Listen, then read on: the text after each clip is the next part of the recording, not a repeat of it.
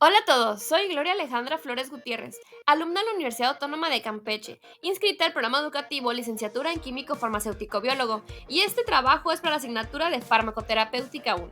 El tema del que hablaremos hoy es el asma bronquial. Para comenzar, hablemos un poco sobre el asma bronquial. Es un síndrome inflamatorio crónico que se caracteriza por una obstrucción reversible y generalizada de las vías respiratorias, la cual ocurre de manera recurrente. Esta obstrucción es inducida por estímulos que no son nocivos en individuos sanos, como pueden ser alérgenos ambientales, ejercicio físico o incluso algunas variaciones de temperatura. En sujetos asmáticos, dichos estímulos desencadenan una hiperrespuesta bronquial asociada con inflamación, broncoconstricción y aumento de la producción de moco. Pero el asma no es una entidad homogénea. Actualmente se reconocen diversos fenotipos clínicos que permiten una mejor comprensión fisiopatológica y un abordaje terapéutico más individualizado. Entre los principales fenotipos del asma se encuentran el asma alérgica o extrínseca, mediada principalmente por inmunoglobulina E frente a alergenos específicos, el asma no alérgica o intrínseca, que no se asocia a sensibilización alérgica y suele manifestarse en adultez, el asma inducido por ejercicio, caracterizado por broncoconstricción post-esfuerzo, el asma inducida por AINES, en la cual el uso de antiinflamatorios no esteroideos desencadena las crisis. Y por último, asma de inicio tardío, que suele presentarse en pacientes adultos sin antecedentes atópicos previos. De acuerdo con los datos de la Organización Mundial de la Salud, en el año 2019 se estimó que 262 millones de personas a nivel mundial padecían de asma, y esta enfermedad fue responsable de la muerte de 455,000 personas. Estas cifras no solo reflejan la alta Estas cifras no solo reflejan la alta prevalencia global, sino también la importancia de un diagnóstico oportuno, tratamiento adecuado y estrategias de prevención para reducir la morbilidad y mortalidad asociadas. Entre los grupos más vulnerables tenemos a los niños, a los adultos mayores, personas con antecedentes familiares de atopia, poblaciones urbanas expuestas a alta contaminación y trabajadores expuestos a agentes sensibilizantes. Y, pues para comprender adecuadamente la fisiopatología del asma bronquial, es esencial conocer las bases anatómicas y fisiológicas del sistema respiratorio, ya que esta enfermedad afecta directamente a las estructuras encargadas del paso y acondicionamiento del aire.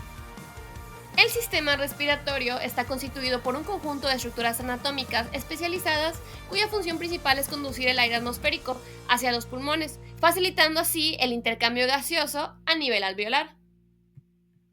Este sistema se divide en vías respiratorias superiores e inferiores, y cada componente participa en procesos esenciales como la filtración de partículas, humidificación del aire inspirado, conducción eficiente del flujo aéreo y ventilación pulmonar adecuada. Y el sistema respiratorio se divide en vías respiratorias superiores e inferiores, cada una con funciones específicas que contribuyen al proceso ventilatorio. Las vías respiratorias superiores inician en la nariz y cavidades nasales, estructuras recubiertas por una mucosa ciliada y secretora de moco. Estas cumplen funciones de filtración, humidificación y calentamiento del aire inspirado, actuando como la primera barrera inmunológica frente a las partículas y microorganismos. El aire continúa su trayecto a través de los senos paranasales, cavidades óseas neumáticas conectadas con la cavidad nasal, que colabora en la humidificación y el acondicionamiento térmico del aire antes de su ingreso a regiones más profundas. Posteriormente, el aire pasa a la faringe, una estructura compartida por los sistemas digestivo y respiratorio, que conducen el aire hacia la laringe y al mismo tiempo permite el paso de alimentos hacia el esófago. Y la laringe es un órgano cartilaginoso cuya función principal es la protección de la vía aérea durante la deglución. En esta región se encuentra la epiglotis, una lámina cartilaginosa que actúa como válvula, previniendo la entrada de alimentos a la tráquea. Y en cuanto a las vías respiratorias inferiores, el aire pasa a través de la tráquea, un conducto revestido por epitelio ciliado y células caliciformes, cuya función es producir y movilizar moco, atrapando partículas extrañas que posteriormente serán eliminadas hacia la faringe mediante el movimiento ciliar. La tráquea se bifurca en los bronquios principales derecho e izquierdo, que ingresan. La tráquea se bifurca en los bronquios principales derecho e izquierdo, que ingresan a cada pulmón y se ramifican en bronquios secundarios y terciarios, extendiéndose progresivamente hacia los diferentes segmentos pulmonares. Estas estructuras permiten una distribución eficaz del aire en el parenquima pulmonar. Finalmente, el aire llega a los bronquiolos, conductos de menor calibre que carecen de cartílago y están rodeados por músculo liso, lo que les confiere la capacidad de modificar su diámetro en respuesta a estímulos. En el asma, esta característica es particularmente relevante ya que el broncoespasmo constituye uno de los principales mecanismos de obstrucción. También presentamos los receptores del sistema nervioso simpático y parasimpático que juegan un papel crucial en el asma bronquial. Tenemos el receptor beta 2 que se ubica en el músculo liso bronquial y su función es la broncodilatación por relajación del músculo. El efecto en el asma es que alivia los síntomas al dilatar los bronquios. También tenemos los receptores muscarínicos M3, ubicación del músculo liso y las glándulas. Su función es la broncoconstricción y el aumento de secreciones, y su efecto en el asma es que su activación empeora el broncoespasmo. También tenemos los M2 que son un poco menos importantes, pero se encuentran en el presináptico de neuronas colinérgicas e inhiben la liberación de acetilcolina y en condiciones normales limita la broncoconstricción.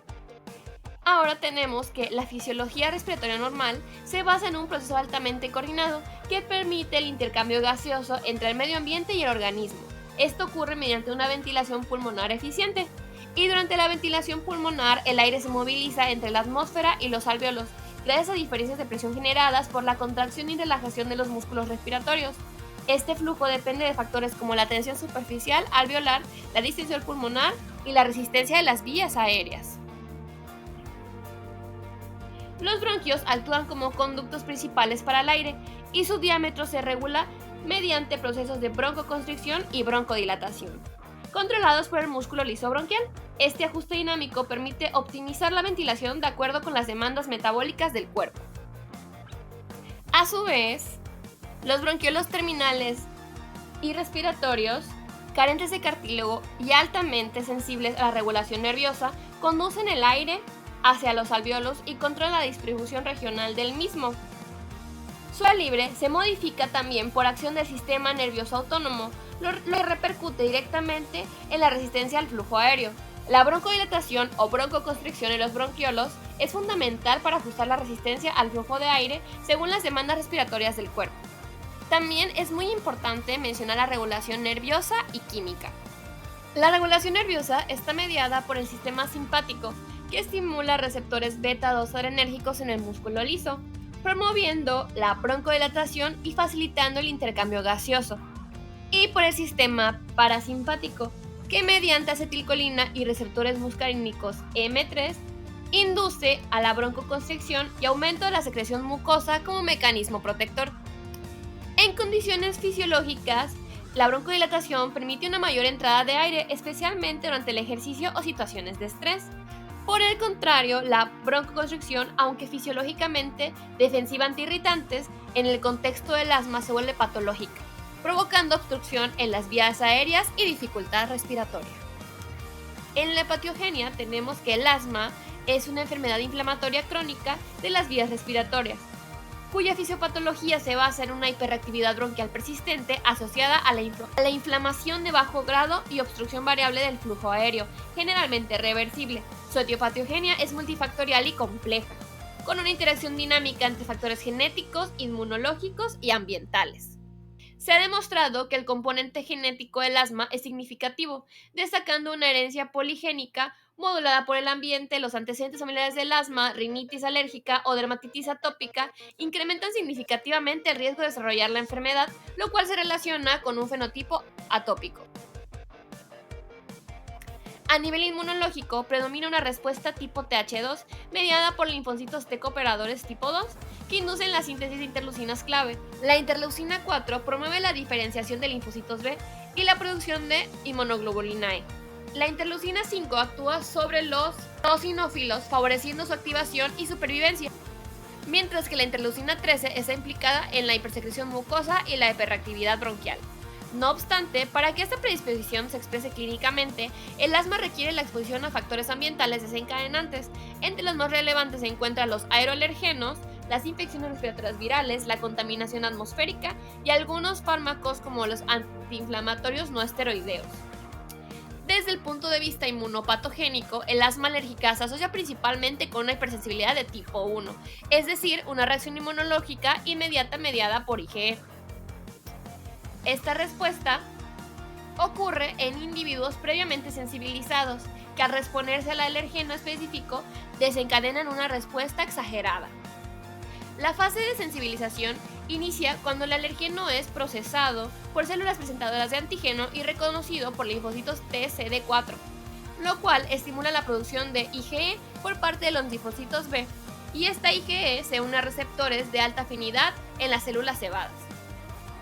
En una segunda exposición ocurre la fase de reexposición. El alergeno se une a la IgE en células cebadas sensibilizadas, provocando su degranulación inmediata y la liberación de mediadores como histamina, leucotrienos y prostaglandinas, responsables de los síntomas agudos como broncoconstricción y aumento de la permeabilidad vascular. Posteriormente se desarrolla una fase tardía, caracterizada por el reclutamiento de eosinófilos, basófilos y linfocitos, lo cual perpetúa la inflamación y contribuye a la cronicidad del proceso asmático. En cuanto a la fisiopatología del asma, se sostiene sobre 3 mecanismos principales: obstrucción bronquial reversible, hiperactividad bronquial e inflamación crónica con remodelado de las vías aéreas. La obstrucción bronquial reversible es quizás el componente clínicamente más evidente. Se produce por la disminución del diámetro de los bronquios, lo que limita el flujo de aire, especialmente durante la respiración. Esta obstrucción se debe a la contracción del músculo liso bronquial inducida por mediadores como histamina, leucotrienos, prostaglandinas tipo D2 y acetilcolina, liberados principalmente por células cebadas tras la exposición al alergeno. Además, la inflamación aumenta la permeabilidad vascular, lo que favorece la extravasación del líquido al intersticio, reduciendo aún más el lumen bronquial. Paralelamente, células caliciformes y glándulas submucosas hiperactivas aumentan la producción de moco denso, capaz de formar tapones en los bronquios de menor calibre. Todo esto se manifiesta clínicamente como episodios de disnea, tos y sensación de opresión torácica. El término reversible hace referencia a la buena respuesta a los broncodilatadores, característica distintiva frente a otras enfermedades obstructivas. Gracias a los estudios histológicos obtenidos mediante broncoscopía, hoy se sabe que el asma implica una inflamación bien caracterizada de la mucosa bronquial. Esta inflamación incluye una infiltración por eosinófilos activados que liberan mediadores citotóxicos como anión superóxido, proteína básica mayor, proteína catiónica eosinofílica, peroxidasa y neurotoxinas, los cuales contribuyen al daño epitelial y perpetúan la inflamación. Además, se identifican linfocitos TCD4 de perfil Th2 encargados de dirigir la respuesta inmune y células cebadas, que, al degranularse, liberan mediadores inflamatorios como histamina y leucotrienos. Uno de los hallazgos clave es la descamación epitelial. La pérdida de células epiteliales deja expuesta la mucosa bronquial, volviéndola más vulnerable a irritantes y agentes infecciosos. A nivel estructural ocurre un engrosamiento progresivo de la membrana basal por acumulación de colágenos tipo 1, 3 y 5, así como fibronectina. Este engrosamiento afecta la elasticidad bronquial y representa un signo temprano de remodelación. El remodelado bronquial incluye fibrosis subepitelial y aumento tanto del número como del tamaño del músculo liso bronquial, lo que lleva a un estrechamiento persistente del lumen. Clínicamente, este proceso se traduce en una obstrucción menos reversible, una menor respuesta a broncodilatadores y corticosteroides y una reducción progresiva del flujo aéreo, dificultando el control de la enfermedad. Ahora tenemos la hiperactividad bronquial, que es la respuesta exagerada de los bronquios a estímulos que no causarían efecto en sujetos sanos, como el aire frío, humo, ejercicios o alérgenos ambientales. Este fenómeno es consecuencia directa de la inflamación crónica que altera la función del epitelio bronquial, disminuyendo la producción de óxido nítrico e incrementando la expresión de receptores muscarínicos tipo M3, lo que favorece la contracción colinérgica. Una particularidad del asma es la localización atípica de células cebadas dentro del músculo liso. Estas células pueden activarse rápidamente ante el contacto con antígeno, liberando potentes broncoconstrictores que constituyen la respuesta bronquial.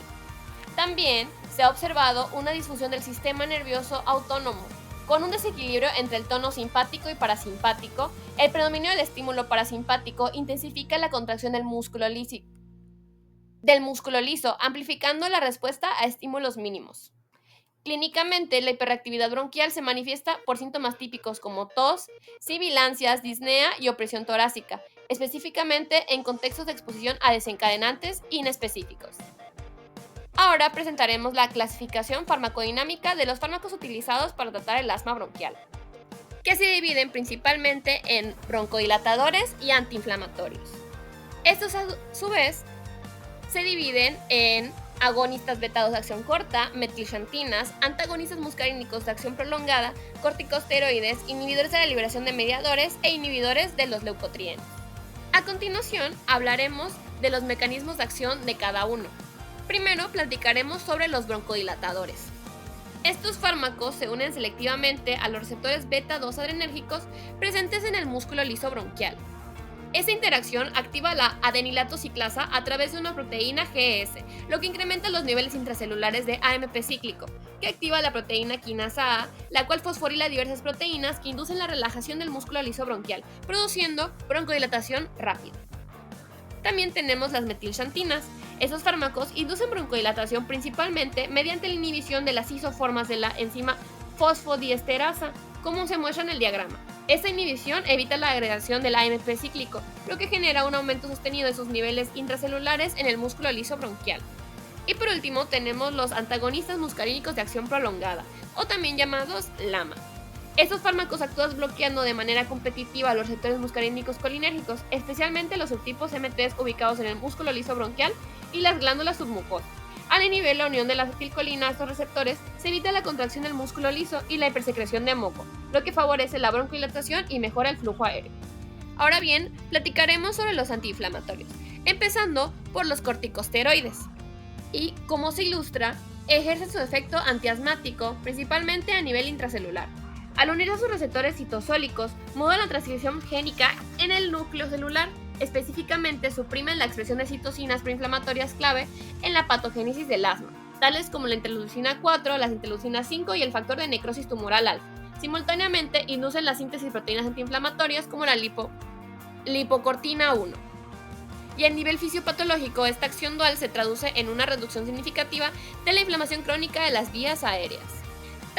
También tenemos los inhibidores de la liberación de mediadores, que, como se ilustra en la imagen, curiosamente se desconoce el mecanismo de acción exacto de estos fármacos. Y por último tenemos los inhibidores de leucotrienos, que actúan interfiriéndose en la vía de la lipoxigenasa al metabolismo del ácido araquidónico, como se muestra en el diagrama. Específicamente los antagonistas de los receptores CYS-LT1, como el Montelukast y el Zafilurkas, bloquean de forma competitiva la unión de los leucotrienos C4, D4 y E4 a sus receptores presentes en el músculo liso bronquial. Esta acción farmacológica tiene como consecuencia la reducción de la broncoconstricción, la disminución de la permeabilidad muscular y la inhibición de la quimiotaxis de eosinófilos. Ahora bien, conociendo el mecanismo de acción de los fármacos utilizados para tratar el asma, platicaremos un poco sobre su guía farmacoterapéutica. Primero tenemos a salbutamol, que es por vía inhalatoria.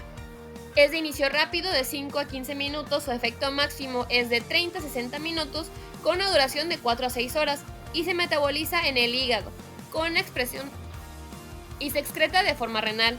Su farmacodinámica es un agonista selectivo beta-2 adrenérgico que induce la broncodilatación por relajación del músculo liso bronquial.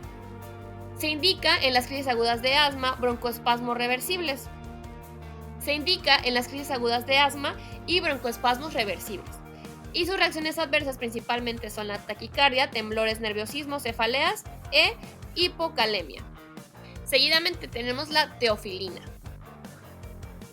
que se administra por vía oral o intravenosa, tiene una buena absorción oral, tiene un metabolismo hepático por la vía CYP1A2, tiene una vía media variable de 4 a 9 horas y atraviesa la placenta y la leche. Es un inhibidor de la fosfodiesterasa y aumenta el AMP cíclico induciendo la broncodilatación. También bloquea receptores de adenosina. Se indica principalmente en el asma persistente y sus reacciones adversas llegan a ser las náuseas, vómitos, insomnios, arritmia, etc.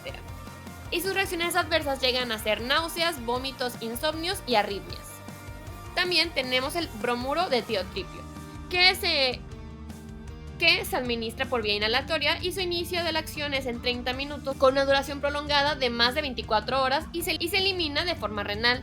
Es un antagonista muscarínico M3 que inhibe la broncoconstricción y aumenta la broncodilatación sostenida. Se indica en el mantenimiento de la EPOC y el asma moderada grave, y sus reacciones llegan a ser la boca seca y el estreñimiento. Ahora tenemos la beclometasona, que se administra por vía inhalatoria, tiene una baja disponibilidad sistémica, un metabolismo hepático rápido y se excreta de forma biliar y renal. Es un glucocorticoide, reduce la inflamación, inhibe citocinas y eosinófilos en vías respiratorias. Se indica principalmente en el asma persistente y en la rinitis alérgica, y entre sus reacciones adversas suele ser la disfonía, candidiasis oral, irritación faríngea, menos frecuente, supresión adrenal. Ahora bien, tenemos el cromoglicato de sodio, que se administra por vía inhalada, con acción local, baja absorción sistémica y su efecto es a días o semanas de uso continuo. También tenemos que estabiliza las células cebadas e inhibe la liberación de histaminas y mediadores inflamatorios. Se indica en la profilaxis del asma alérgica y sus reacciones adversas principales suelen ser la tos, irritación faríngea, sabor desagradable y broncoespasmo paradójico ocasional. Y por último tenemos el Montelukast, que se administra por vía oral, tiene buena absorción, tiene una unión alta a proteínas plasmáticas y su vida media es de 3 a 6 horas y se metaboliza por la vía hepática. Es un antagonista de los receptores de los leucotrienos y reduce la broncoconstricción e inflamación. Se indica en el asma persistente leve a moderada y en la rinitis alérgica, y sus reacciones adversas suelen ser la cefalea, dolor abdominal, insomnio y cambios de humor. Y así es como terminamos la guía farmacoterapéutica de los fármacos utilizados o indicados para el tratamiento del asma bronquial. Muchas gracias por la atención y por ver el video.